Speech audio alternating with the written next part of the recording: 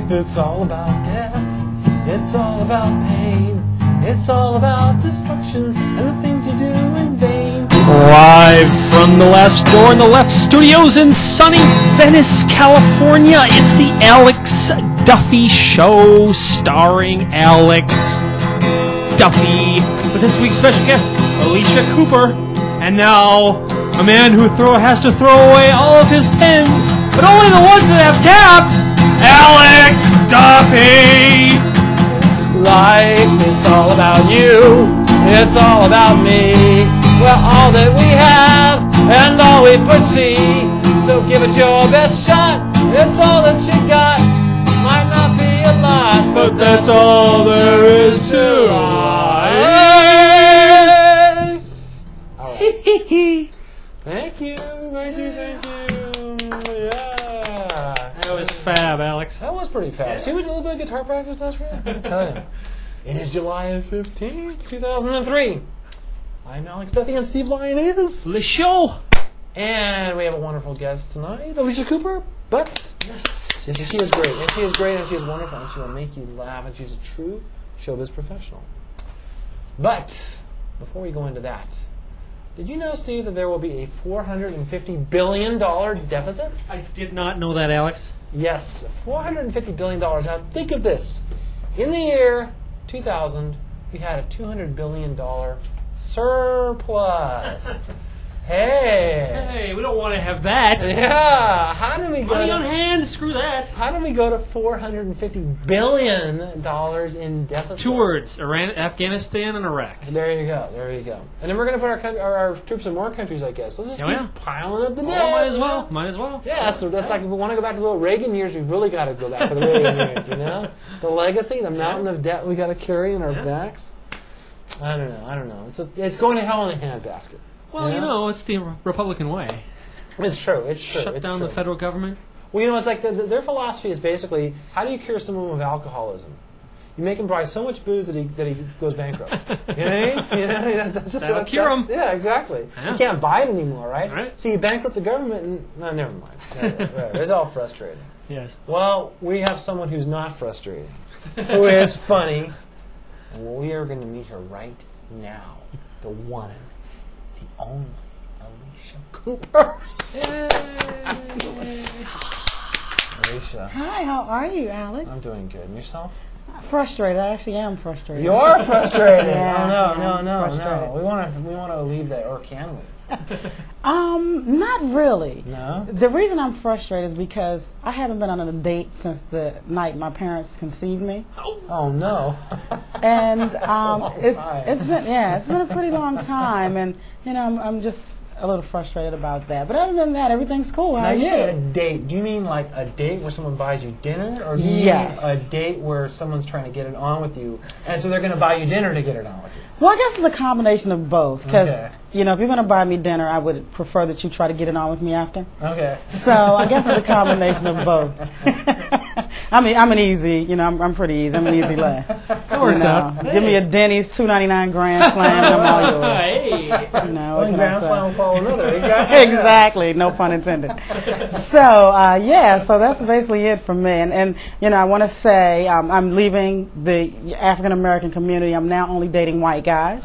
Really? Yes. Oh, no. Because brothers are just too expensive. If you look at what they have on, Sean, John, FUBU, Fat Farm, all that, who can keep up with that? Well, you said all these words I don't even know. Just designer stuff. That's her point exactly. My Alex. point exactly. People don't even know it, so it's not even worth the money. Wow, white guy wow. wear the same pair of tennis shoes for 6 years. Right. Yeah. And that's what I need. We can't both shop. We're in a recession. Right. So I'm gone. I can't afford it.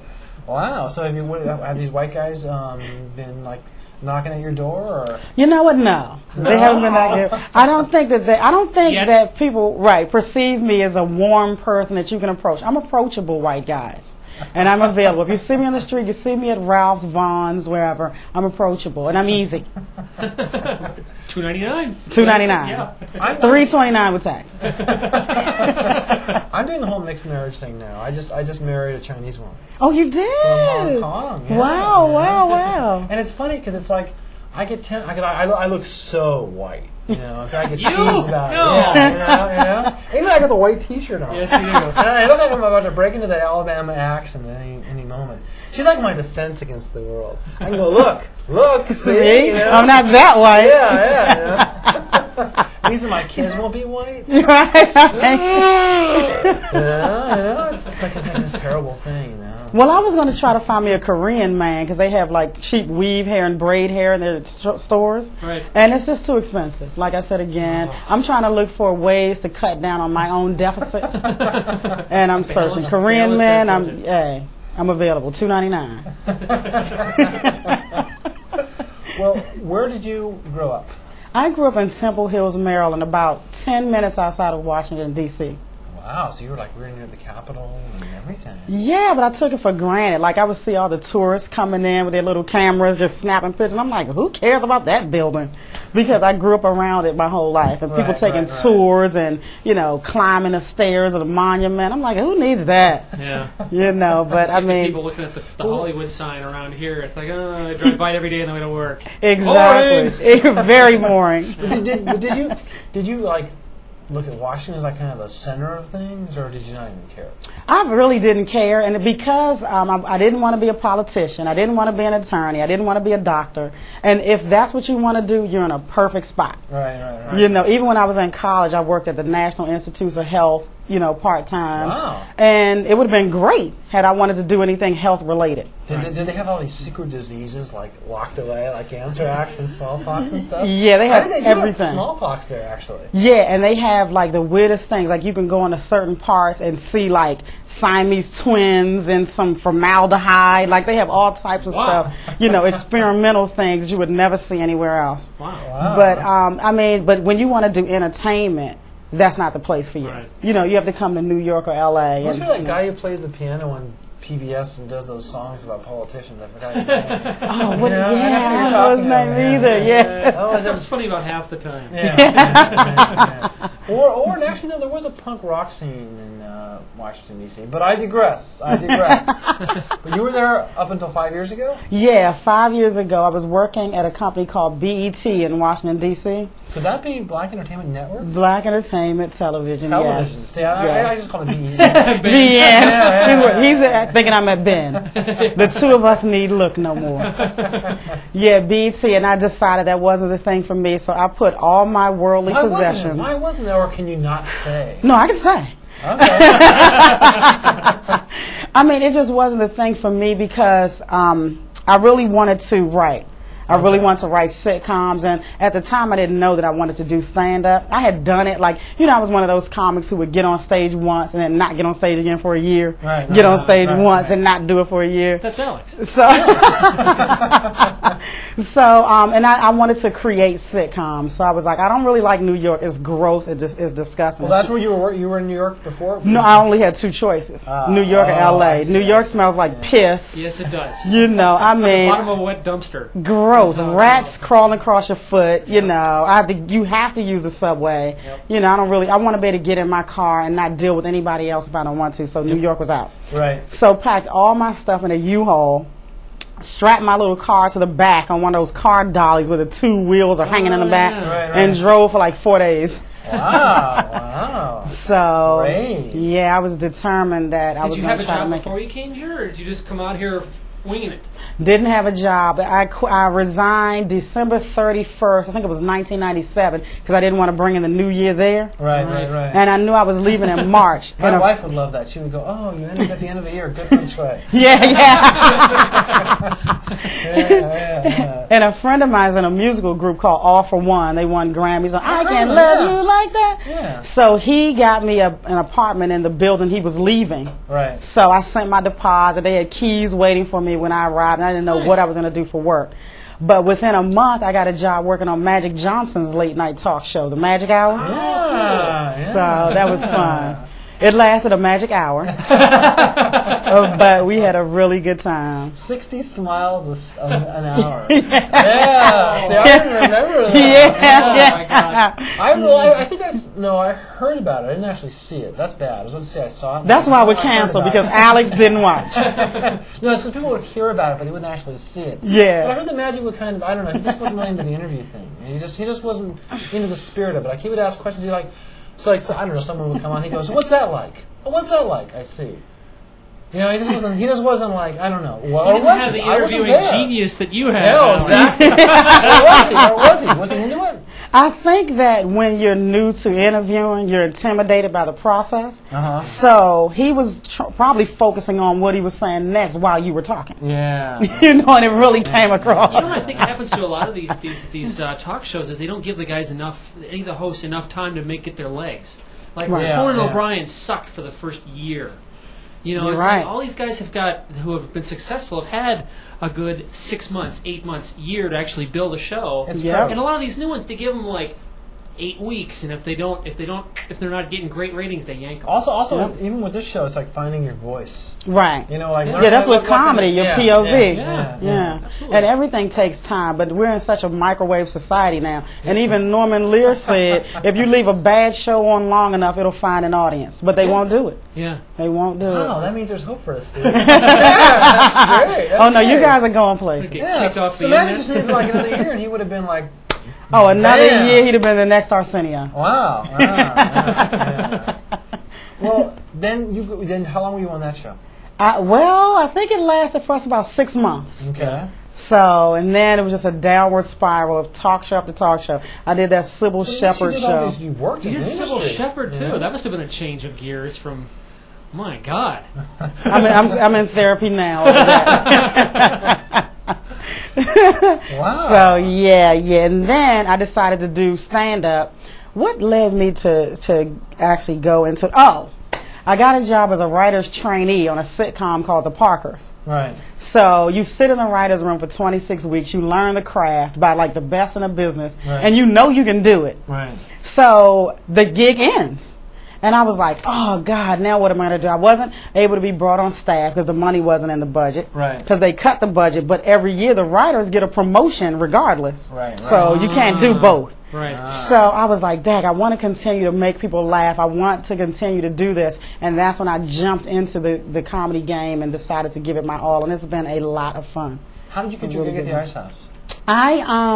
And tell us about it. Tell us about what you're doing at the Ice House. Promo. Yeah. Promo. The Ice House in Pasadena. And your website. Website www.alyciacooper.com, spelled ALYCIACOOPER.com. Yeah. Yeah. The show at the Ice House is every other Thursday night. Starts at 8 p.m. and it's an all-girl show called Chicks Laying Jokes. Oh, Yes. Right. I have the night off. Hey. Oh, you got to come by. You got to come by. But we have one rooster every show, and you can be that rooster.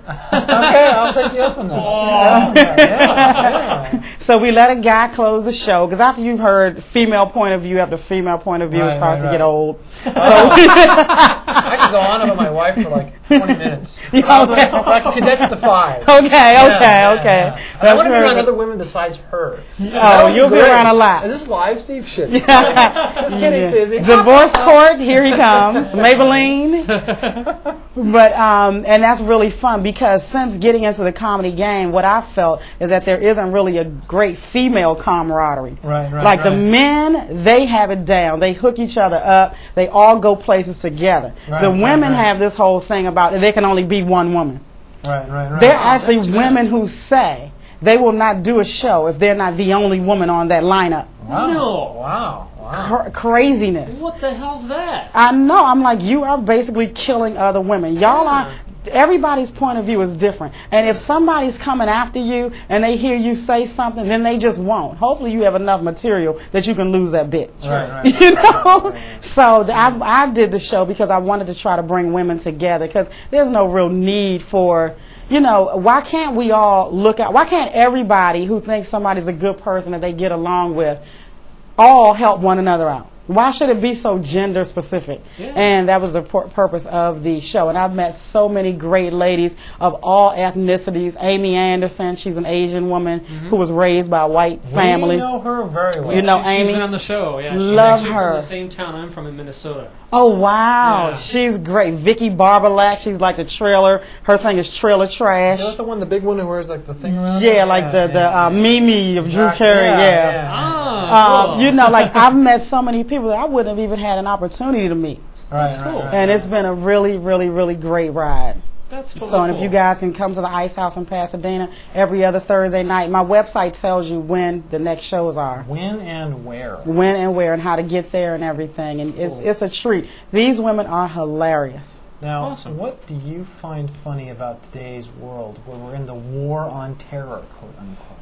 What do I find funny about today's Because world? you got to find something fresh every time when you're going to write comedy. Yeah. It can be such an unfunny world. Yeah. No, it is a very funny world. There are a lot of ironies in today's world. You know, for instance, just people talk about like being a comedian. Right. Comedians have the worst sense of humor. They can't take any jokes about themselves. Right. They don't think anybody's funny except themselves or people they like. Right. You know, and then they want to stand up in front of an audience to get validation by a bunch of strangers. Right. You know, you got to be a little crazy. Yeah. We're all a little crazy. So, I mean, that's one big revelation I've had since joining this game is realizing how many people are crazy. Yes. You know? That's true. That's true. I think a lot of us walk through the day. I know I do, going around going, "Gosh, you know, I really am mentally ill." Right. Yeah, I really think, Yeah. you know, Alex really is mentally ill. That's what I think. You know, I just know it. I just know it somehow. But I mean, everybody's a little off. Look at the Oh, yeah. celebrities. Yeah. You know, Michael Jackson. Ah. This man is in his 40s and has never had sex with a woman. Yeah. Or really a man. You know, because unless you're 14 or under, he has no use for you. You know, like I listened to the Corey Haim stories and the Macaulay Culkin stories. They were like, well, once I reached adulthood, he wouldn't even return my calls anymore. I was like, because you were no longer providing the fantasy. Yep. Yeah. You know, Michael Jackson is the best and the worst of America all rolled into one. Yeah. Where else could a poor black boy from Gary, Indiana grow up to be a rich Persian woman? That's true. You know, as Don King says, only in America. I got a best and worst world and one that will top you. What's that? George W. Bush. Uh-huh. This guy is basically an idiot who is our president now, somehow. Now, on some levels, he is smart. He's savvy. He was smart enough to steal the election. Yeah. Somehow he's savvy enough to win without really knowing why. Well, he was smart to surround himself with some really smart people. Yeah, and get him to be the person that they would promote. Yeah. Right. What do you think about that, man? I mean, I really don't have a lot of, sadly enough to say, respect for him because I feel like his path in life was already predestined. Right. It was like everybody said, this is what you're going to do. Right. And he basically followed a script. Right. Yeah. You know, I mean, I like the risk takers, people who are different than what they should be. I mean, even JFK Jr., there was a lot of things he could have done. He could have gone one specific way. He started his own magazine. Yeah. Right. You know, and that's the type of person I like. He flew Somebody his who's own going to do plane. something. Flew his own plane. Didn't care about the Kennedy curse. Yeah. Right. He said, if I go down, I'm going down how I like it. Right. You know, so I'm like, those are the types of people that I really respect over the George W. Bushes. Yep. You know, I agree with that. so... So do you feel that we're safer now since 9/11? Is it a safer world? Oh, much safer. I just got back from a family reunion over the weekend. They gave me a pap smear and everything in the airport. Wow. Wow. I'm like, oh, I feel great now. I'm nodding. I don't have to worry about anybody sneaking anything on here. So very safe, extremely safe. Wow. This is the best time to fly. And you know how on September 11th, if you fly, you get a free flight. So I'm finding somewhere to go. I didn't know that. Yeah, because they're like, ooh, you bold? Yeah. Hey, that's a 2-day weekend. No. Yeah. So I'm signing up this time. I had too much fear before, but this year I'm ready for my free 9/11 flight. Well, now what do you think about the fact that California's going to go broke? It is broke. I think that all these moguls and rich people down the street should give up some money. You know, there shouldn't be a homeless person, a hungry person anywhere. With Tom Cruise getting $75 million for Mission Impossible 2, $70 million for Mission Impossible 1, he alone could fix any problems California has. Possibly, yeah. And there are a lot more Tom Cruises in LA, so I just You feel don't ridiculous. hear about it, yeah. Yeah, you don't. And I mean, but there are so many different things people tell you, like scare tactics. Like they always tell women, ooh, there's only like 5 good men left on the planet. So you all need to claw each other's eyeballs out for these 5 good men left. Go downtown LA. Them men just laying all in the street. There's no man shortage. That's for sure. We just get too particular. Just go to the personal Sober labs. and all It's that. choked with guys, guys like me who are like, I'm kind of a loser, but I'm lonely, and it's like, Wait a minute, where'd you say I can find those people? Because I'm looking. Nobody's I too met my desperate. wife through the personal labs. Oh, really? Yeah. That's pretty good. I like stories He like met his that. girlfriend through the personal labs. Yeah. What? Online personals, yeah. See, there's like this whole stigma attached to online dating and personal ads and all that. Oh, my wife but I'm won't tell really people at work fond. that she married me. Yeah. Maybe for other reasons, though. Not the online part, Alex. But, Well, I'm getting ready to go get online because something's happening. Well, the thing is, as a woman, it's a little more scary because you don't know who you're dealing with. Right, that's true. Yeah, but you can exchange a lot of email with them first. Yeah, That's the yeah, secret. yeah. Exchange a ton of email before you meet them, and you can weed out the weird ones and the freaks that way. It really works Steve well. calls it the Well, strike, I'm the not- loosely aimed shotgun approach. Yes. Your quote, I've quoted Steve Oh. many times. And that was So it? you just got to It go out works. there and just go boom, and then see how many replies come back, and then you start to send the emails and go back. And Or what forth. works even better is you just put an ad up and then wait for people to come to you. Yeah. Because you know that way that they've at least found something about you that's remotely appealing. Exactly. And That's then, true. and then again, you exchange lots of email and then meet them. And put you the- weed out the weirdos that way. Yeah. Well, at this Well. point, what do I have to lose? Exactly. Your life, Exactly. but In yeah. my life, other than my Well, life. you gotta be careful, but yeah. Yeah. Well, But no, I'm gonna try it. I would I'm suggest. It's fun. I'm a team player. I had a fun time doing it. Yeah, You did? Yeah. I don't have as much fun as Steve, but because I mean, some of the women that I met are. It's like you sit down, you're going to have that first dinner or whatever, and it's just like you can just tell Dinner. there's like a chill in the air, and you're just like, uh-oh, she doesn't like me. Oh, see. You've got to go through the whole charade. I just did it when I met my wife. Actually, I just said, why don't we just meet at a park where we can just take a walk? Yeah, you know? see, that's what you do. We did it in a public you place, meet for like we sat- coffee or yeah, you meet exactly, at a park and yeah, hang out. yeah. Dinner is Dinner's like a little so too formal. yeah. Well, while listening to him talk, I just came up with a new hustle. I'm gonna go out with a different guy at night to dinner. There you go. Yeah. That way, at least I'll eat when I spend any money. Like I said, we're in a recession. I wouldn't worry about. I mean, there are all kinds of white guys out there who would just be like all over you. If you just Where are you If you guys? just want to date white men, Yeah, that's exactly what I'm going for. Yeah. I mean, trust me, they're all over the place because they're a lot of them are guys like me. Who basically, I don't know, they end up, somehow they made a wrong turn in life. They end up with some kind of crap job, and they're lonely, and But they're still a great person. they're still a great person. Yeah. That was the old me. The new me is more like, there. This is all about you. Okay. What do you think of LA now? You've been here for 5 years. I really like it now. At first, I thought it was strange. It was like nobody here is from here. Right. Yeah. And nobody knows how the hell to get anywhere. Yep. Like you ask somebody where something is and they can never tell you. Like, how do I get to, I don't know. Well, who the hell knows? I know. I'm like, and then people ask me and I feel bad because I don't know. No, I know. So that's what happens when you have a town full of migrants. Yep. But I really do like it now. I'm used to it. I've made great friends. How'd you end up in North And- Hollywood, of all places? North It's Hollywood, Hollywood. but it's North Hollywood. Yeah, I actually ended up there because 5 years ago they had cheap rent. Now their rent is just like everybody else's rent. Oh. Yeah, that was true. That was where like everybody moved to. Yeah, because of that earthquake. Yeah. So, but now the rent is crazy. I can go anywhere at this point. But I mean, I like it because, like you said, it's not too far from really anything. Yeah. Except Marina Del Rey. Well, Right. So it's going to take me about 2 days to get home from here.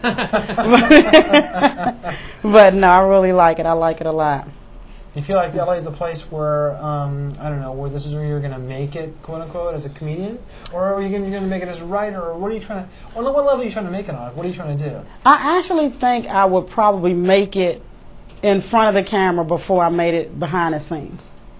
Because I think there's like when you get the job in front of the cameras because of visibility, they like your personality. Behind the scenes, they say, well, we can get anybody to write. We can get my nephew to write. We can get my cousin to write. And it's harder to get that break. But your nephew or your cousin may not have the personality that it takes to pull off this show. Right. So, that's why I think I would probably get something in front of the camera faster than behind the scenes. You've had so much showbiz experience already. I mean, people can go, I work for BET, but I quit, and I did this, and I didn't do that anymore. It's like most people are like, you actually got a job in show business? Yeah, people say that all the time. They think it's really hard. Actually, it's not hard at all. Because actually, if you really want it, it's definitely better for you in your youth. Because anybody can get the job of runner. A runner is a gross job to have. You have to give people soup and it's spilling all over your already beat up car. Right. But I mean, that's your way in. Yeah. And anybody, nobody's going to start that high up. Right, so you have to do the grunt work. But it's available for everybody to do the grunt work because it's high turnover. Right. So, but yeah. I mean, it's, the entertainment field is great, but you also have to find out, I think, what it is that you would do for free. Right. And do that. Right. And I think now that I've been doing comedy, it is, well, I am doing it for free. Yeah. Shit, Every time I get on stage, I get nothing. Except exposure. Yeah, but I can't take exposure to the landlord. I don't have rent, but here's a whole bag of exposure right here. I'm gonna be some one day. Just hold out. You can't eat that exposure either. Exactly. It doesn't work too well. Doesn't pay the light bill. Can't do anything with exposure. Well, we are at that sad moment where we're actually going to close. No, is it over already? I was having so much fun. Not quite. Because we kind of do that. It's like the fake close, but then the's a little bit more. Okay. The pre-close. Yeah, exactly. Yeah, it's like then there's an encore. So, we want to know what is your philosophy of life, the universe, and everything. Life, the universe, and everything. I mean, my philosophy is I think life is so much better when you have a vice. Like, look at crackheads. They're the happiest people on earth. Why? Because they're on crack. That's true. And they had the balls to be who they wanted to be, do what they wanted to do. They didn't care what the cost. And they're doing it. They're doing it. They're actually there's a group, one of the few people who actually do what they set out to do. Yeah. And they have the vice. Alcoholics, happy as hell when they're drunk. Yeah. That's true. I can trust my experience. They have a vice. Think about it. What was one of the hottest shows in the 80s? Miami Vice. Right. The whole city of Miami had a vice. And they spread it with the world. So my vice is comedy. My parents would always tell me this story, and I guess I was predestined to seek applause and approval. They said that when they were potty training me, that I would go on the pot and they would clap. And I love the applause so much, I just pissed all day. I'm pulling my, I got to get another round of applause. And there I go peeing again. So I should have known. Right, now I'm peeing on stage. Wow. That's one of those kind of shows. Yeah. It's not very sanitary. I see. It's not very sanitary, but it's very sane. Yeah. I don't know about that. Yeah. I was trying to make a joke between sanitary and Insane, sanitary. yeah. Play on words. But I got what you're going for. It's like, anyway, that happens. You got to take a risk, right? You got to take a risk. You got to take a lot of risk in life. Well, you do. Every time you get in your car. I was nearly killed driving home from Steve's place one time, about a year and a half ago. I was in a car accident. I just took that risk and drove home. So I didn't drive home. Bam! SUV nearly killed me, but I didn't die. And Did you sue? It was insurance, and I got a little settlement and all that kind of stuff like that. Okay. But the point is, now I have an SUV. Oh! So anyway, See? that's me on the road. There's always a rainbow at the end. Yeah. Now I can be the killer. But is there any closing thought? First of all, shout out your website again, one more time. Yes, alyciacooper.com, ALYCIACOOPER.com. Yes. And I just like to say that celebrities, stop trying to fool people into thinking, this stuff is more than it really is. Star Jones and the Payless commercial, give it up. How stupid do advertisers really think we are? Wearing Payless shoes is like walking barefoot over hot coals. Their soles are made out of album covers. You may as well strap 2 vanilla wafers to the bottoms of your feet for all the support you're going to get out of some Payless shoes. And don't y'all notice any View watchers, whenever they start talking about weight and diet and exercise, Star Jones just tunes out? She's like, y'all tap me when y'all get to something that matters. But yeah, so I just, craziness. Oh, and your show is every other Thursday at the Ice House. Yes, every other Pasadena. Thursday at the Ice House in Pasadena. No, next. Next Thursday. And you don't want to miss it. Right. Oh, yeah. Sounds hot. All these hot chicks on stage. Yeah, these are the funniest group of women. You know, my life would be so much easier if I were a lesbian. But I could imagine munching on carpet night after If I night. was a woman, I would be a lesbian like that. Really, Because they really. have so much fun. They get to keep their hair short and do all the stuff that guys do. Yeah. Then they get to go down to women. You know what I mean? It's great. It's you get the best of both worlds. Yeah, Katie Lang and Ellen DeGeneres, they look really happy. They got something going there. They know something we don't. I evidently. But don't go gay on us yet. There are men out there, you know. I'm surprised. You know. There's still some men left. Okay, I'm gonna No, give it one more seriously, shot. seriously. I'm gonna do that internet thing. Gotta do the internet thing, yeah. I mean, for me and Steve to get women, I mean, come on, that was hard. And It works for us, it wasn't for you. And for this sure. woman is so nice. I haven't met your wife, but I'm sure she's a beautiful person, and I'm inspired. Yes. Well, but the thing is, And any men looking for a woman, alyciacooper.com. It's a contact us button. Yeah, we can do some things. we can do some things. Yeah, we can do some things. $2.99. You gotta put that into the $2.99 Grand Slam. One Grand Slam leads to another. Yeah, $2.99 Grand Slam. I don't need no cheese on my eggs. You know, none of that additional stuff. $2.99. Oh, I got married too soon. Well, would it have led to marriage? Would you go do the whole internet thing? Are you ready for marriage? Are you ready? Yeah, I am. I'm not getting any younger. My eggs are turning to powder. Oh. Well, the thing is, you have to, like, me and my, gosh, I'm lucky she doesn't watch my own show. You know, that egg thing is true. Because it's like, you have to do it a lot, which is fun. But at the same time, you're like, okay, but this is supposed to lead to a baby at some point. You know? You know, and now, Exactly. the thing is, if you're in your late teens or early 20s, you can pretty much tap someone on the shoulder and you're pregnant. Exactly. But yeah, You get my that 30s age. You get that 30s phase, and it's like, you know, there's a egg, and the sperm's like, doom, doom. Yeah, You know, the yeah. egg's is like, Yeah, at my age, you have to check temperatures and everything has to be exactly right. And I just want a kid so I can send him over to Michael Jackson. That's a pretty hefty size I want to check, get my kid from what I hear. Yes, I want to it is. get my wife a kid so she'll have a Out-of-court hobby. settlement. Oh, really? Oh yeah, I know money's a hobby. It's like, here, have a baby. Something to do. She stays away from my pens. My wife's trying to get rid of all my pens. All my pens. It's like, get a life. Here's a baby. That's the problem, you know. So I had to let it all out. It's like therapy. Yeah, that's what I'm saying. This is very therapeutic. Yeah, very it's kinda therapeutic. like Just like let it all out. comedy. And there's the thrill of knowing people that she might actually watch this. And then Yeah. I'm really going to be in trouble. You're in trouble. No, then I'll be back. You're going to be back on the internet. That's Why right. should money be such a bad thing? No, just kidding, honey. Comedian, you know. These are jokes. These are jokes. Actually, it wouldn't be good if you could get away with anything. You could say anything you want. Just go, comedian. Exactly. Just jokes. Lighten up. Say whatever you want about your work. Comedian. Yeah. But no, the funniest thing about being a comedian is all the family members who call you with jokes. Oh. 99% of these jokes aren't funny. Right. But last week, my cousin Karen, we call her Red Top Karen because she has red hair, that she Right. died. She told me a joke that I want to share with you I guys. want to hear this. She said that this guy and this woman were about to have sex, Right. and the woman tried to get all freaky and get some edible underwear. So she got the edible underwear, but then she put them back because she wanted to get the crotchless ones because she was like, let's just cut to the chase. Right. So she goes home. They're getting ready for sex. She opens her legs and says, wow, look here, look at what I have on. Don't you want to perform oral sex on me? Why the man say, hell no, I see what it did to them drawers.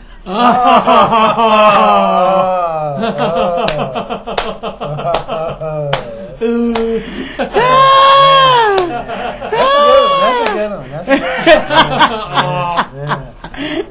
Yeah, well, at least he was paying attention. Yes, That's true. That was a good one. Actually.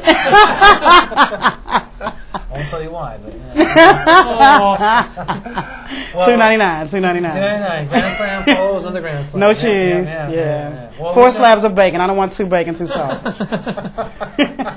Nice. Then you get 2 eggs and 1 sausage. All right. Alex, you had to go there, didn't you? Okay, breakfast jokes, right? 2 eggs and 1 That's not good, Alex. Hopefully 1 pretty healthy sized sausage. Yes.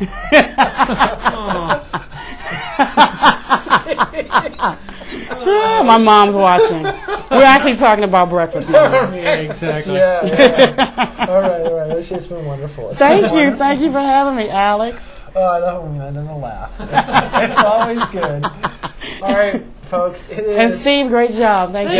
Thanks for being on the Thank show. you. The hostess with the Mostest. mostest. No, you're the The host. director. Yeah. He's a director with the. Sky Rector. Who does? Yeah.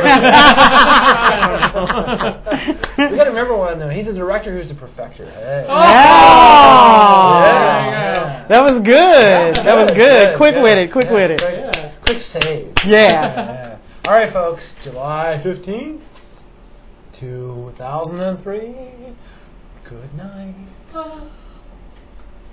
All right.